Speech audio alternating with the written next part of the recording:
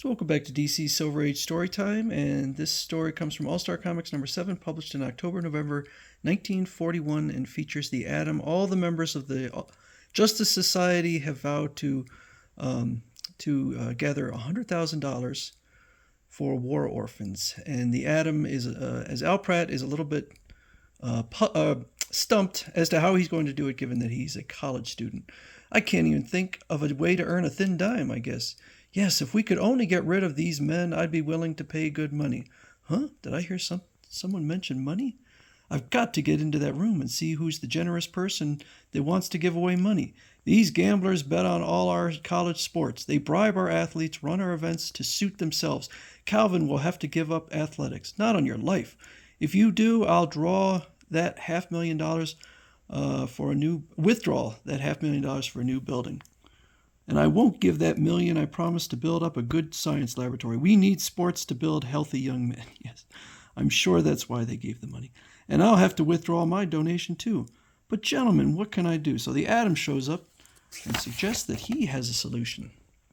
They explain a group of gamblers has settled near the campus. They have been betting large amounts on our athletic events, and in order to make sure they don't lose, they bribe or threaten our young men.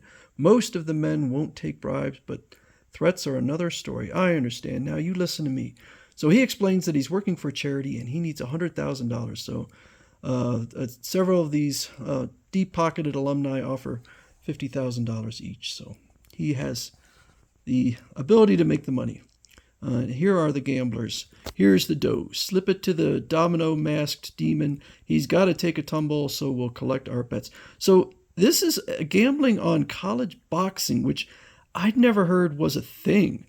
Maybe it was more of a thing in the 1940s. I did some research, and apparently very few colleges have boxing. And of the colleges that do, they don't really take experienced boxers. So apparently a lot of them, the boxers today, 2025, have no experience or less than 10 fights. So it's a weird situation.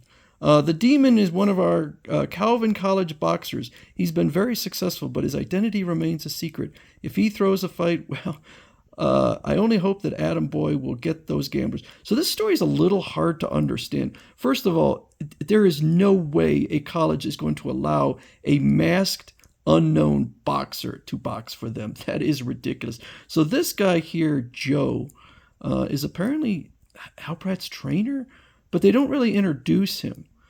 Gosh, Al, you know what you're doing. That gambler is paying you money to throw a fight. I know, Joe. Leave it to me, huh?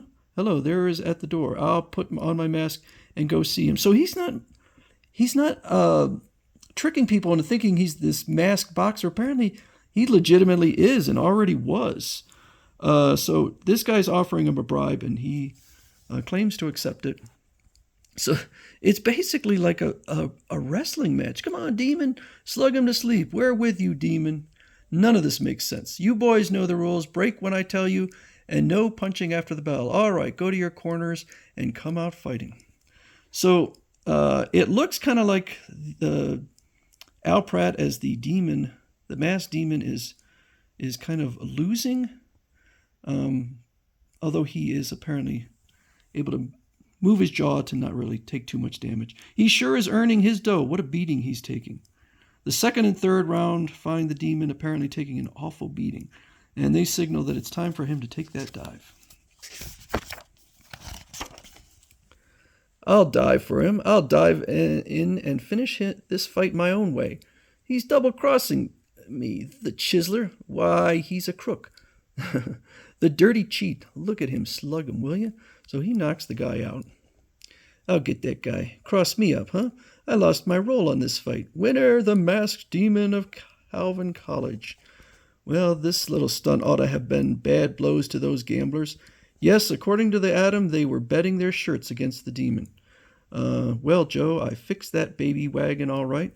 I understand he lost all his money. Yeah, but what'll he do to you? He's gonna be sore about it. So they follow Al Pratt, which I don't understand how they know Al Pratt is the masked demon, but he's prepared a dummy to trick them. So they go up. I guess they're going to They're going to slug him and take him to their hideout. But the Atom shows up. Huh? He's cheated us. He's the masked demon. Don't try to stop me or I'll plug you. They're saying Al Pratt is the masked demon. Al Pratt, the demon? That little runt? Don't make me laugh. I was the demon. And just in case you're interested, I'm usually known as the Atom. The Atom. No wonder you're such a good scrapper. You cheated us. So it wasn't Pratt. So he starts laying them out. Oh, thank you so much. And this for you. Yow, I'm heading for the window. I can't let him get killed. He's got to repent for his deeds in jail. They plummet earthward as the Atom reaches out for Jaeger and grabs hold of a tree branch at the same time. Just like the end of episode 7 in the movie serial. Don't ever do that again, Atom. You scared me to death. I couldn't see you get hurt. After all, I want you to be in good health for that jail term you're going to serve. You come along too, Buster. I want both of you. These two are crooked gamblers who have been operating around Calvin College. A few years on the rock pile might show them the errors of their way. The error of their ways. What? You got nothing on me. You'll get this on you, Jaeger. Do you sign that confession or do I go to work on you again? No, I'll sign. Sure, I'll be glad to. That's not legal. That's called a forced confession. And you certainly earned that check and more too. Indeed you did. Indeed you do. No, that's plenty. 2 checks for $50,000 each. Yes, sir, you gentlemen have certainly done your duty for the orphans of war-torn democracies. I have my 100,000. Wonder how the boys are making out getting theirs. So next up is going to be Dr. Fate.